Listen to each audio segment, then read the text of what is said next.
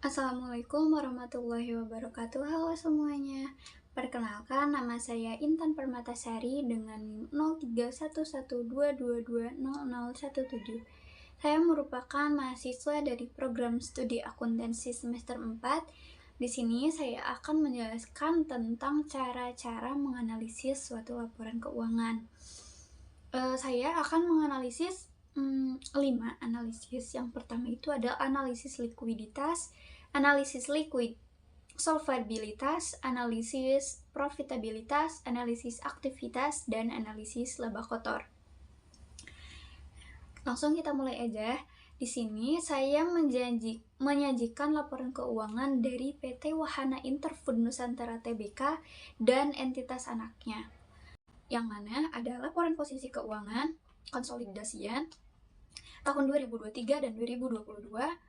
Terus ada laporan posisi keuangan, laporan perubahan ekuitas, laporan laba rugi, serta laporan arus kas. Teman-teman bisa lihat ya di versi yang sudah saya sajikan. Jadi mohon maaf sebelumnya saya tidak menggunakan Excel karena ada beberapa kendala dengan laptop saya. Nah, langsung aja kita mulai. Yang pertama, analisis laporan keuangan PT Wahana Interfood Nusantara tahun 2023. Analisis likuiditas ada 5 analisis. Pertama, kita hitungkan dulu analisis rasio lancar atau current ratio.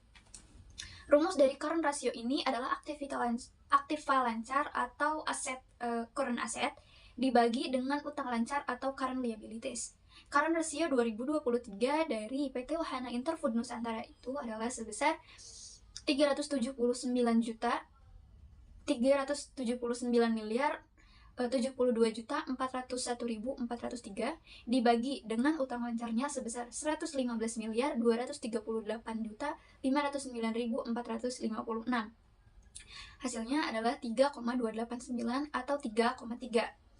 Nah, jika standar industri atau rata-rata industri adalah 3, maka current ratio tahun 2023 dikatakan baik karena rasionya berada di atas rata-rata industri.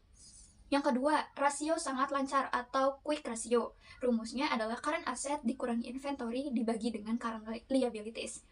Current assetnya adalah 372.072.401.403 dikurangi dengan inventory sebesar 105.229.533.159 dibagi dengan current liabilities sebesar 115.238.509.456. Hasil perhitungannya adalah 2,376 atau 2,4. Jika rata-rata industri atau standar industri yang ditetapkan adalah 2,2, maka quick ratio tahun 2023 dikatakan baik karena berada di atas standar industri atau berada di atas rata-rata industri. Yang ketiga, rasio kas atau kas rasio. Rumusnya adalah kas dan bank dibagi dengan current liabilities.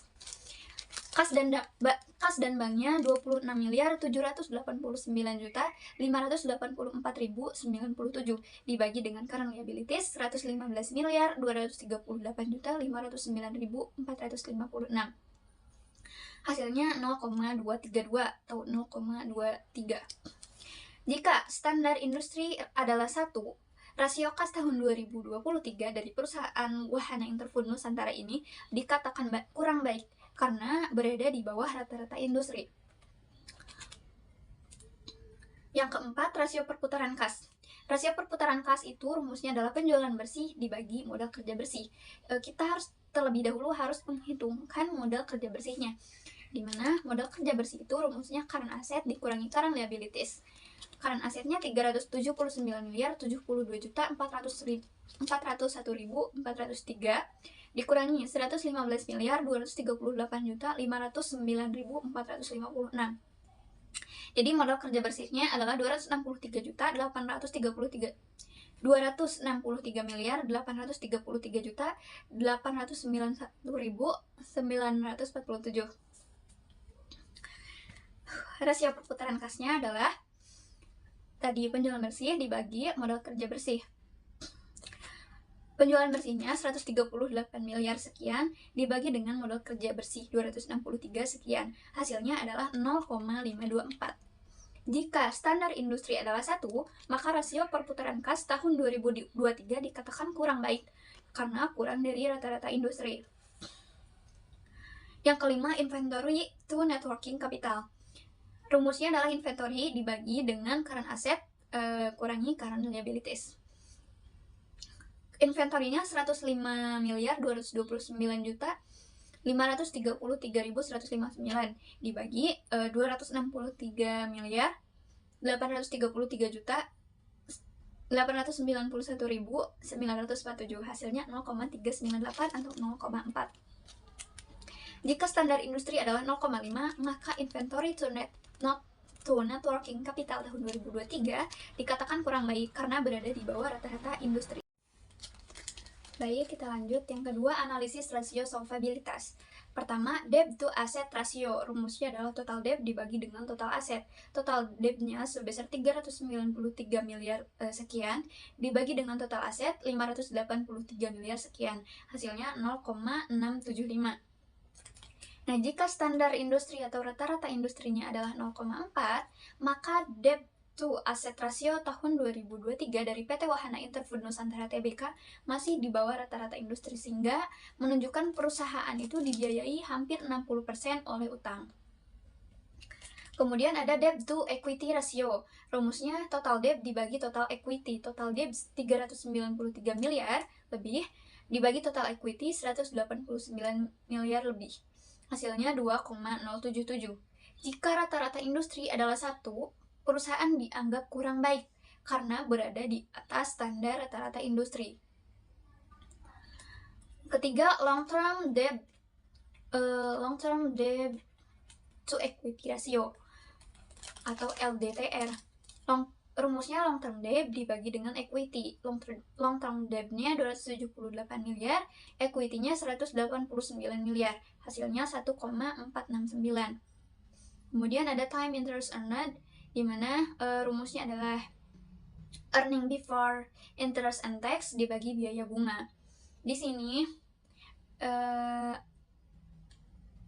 laba atau perusahaan ini tuh pada tahun 2023 mengalami kerugian.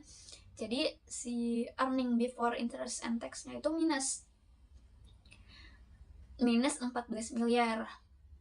Kita langsung next aja ke fixed charge coverage, yang dimana perusahaan mengalami kerugian sehingga time interest earned dan fixed charge coverage ini tidak bisa dihitungkan karena perusahaan rugi.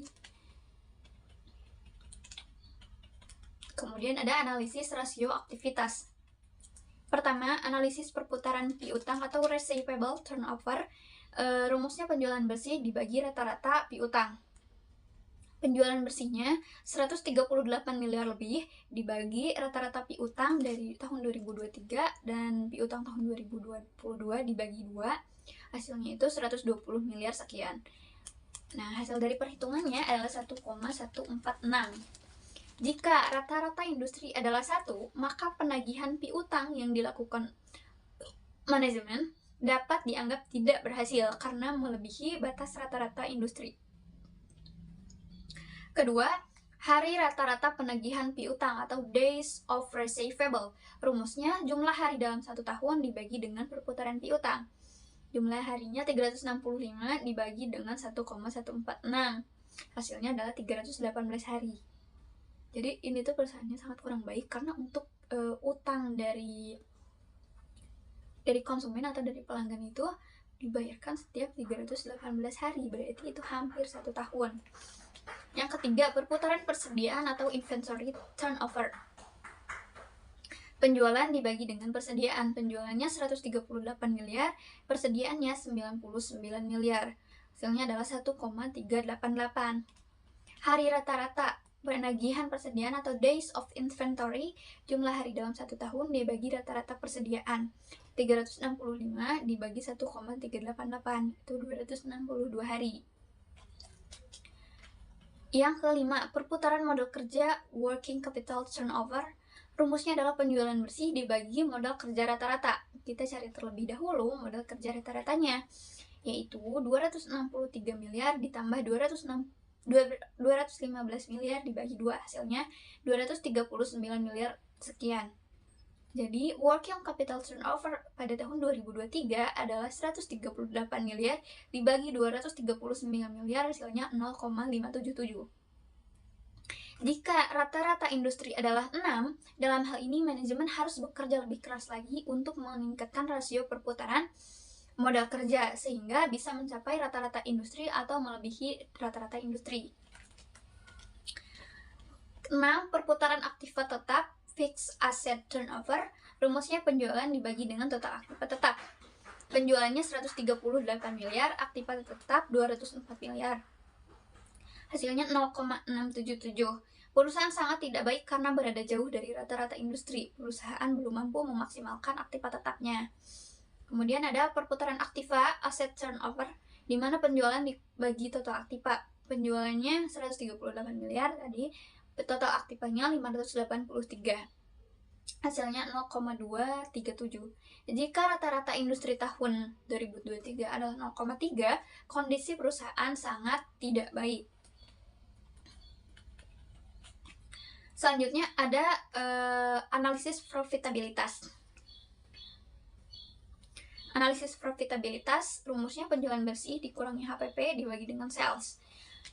Profit margin on sales tahun 2023 adalah 138 miliar dikurangi 107 miliar dibagi 138 miliar. Hasilnya 0,224. Jika rata-rata industri adalah 0,3, margin laba perusahaan berada di bawah rata-rata dan dikatakan kurang baik. Kemudian ada ROI atau Return on Investment. Rumusnya earning after interest and tax dibagi total aset. Di sini earningnya itu ternyata minus karena perusahaan mengalami kerugian. Return on equity juga sama. Saya sudah mencantumkan rumus-rumusnya, jadi jika kalian menganalisis dengan suatu perusahaan yang mengalami laba atau untung, bisa dimasukkan saja ke dalam rumus itu. Nah, di sini ROI, ROE, dan laba per lembar sahamnya tidak dapat dihitungkan. Karena untuk laba per lembar saham, perusahaannya saja rugi, jadi perusahaan belum tahu laba per lembar sahamnya. Jadi kemungkinan untuk LPS-nya itu didapat dari tahun 2022. Selanjutnya ada analisis laba kotor. Ini format untuk analisis laba kotor.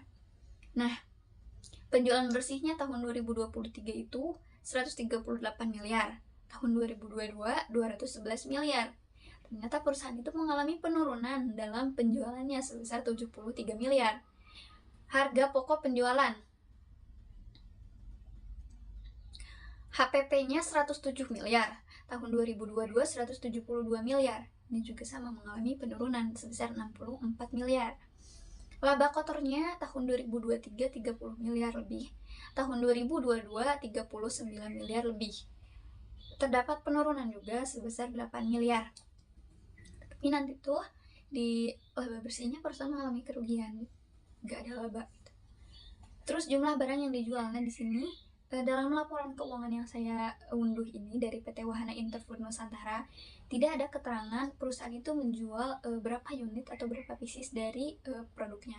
Jadi untuk analisis laba kotor ini mungkin saya tidak bisa hitungkan karena tidak ada keterangan-keterangan dalam laporan keuangan perusahaan. Oke, segitu saja dari saya. Terima kasih. Wassalamualaikum warahmatullahi wabarakatuh.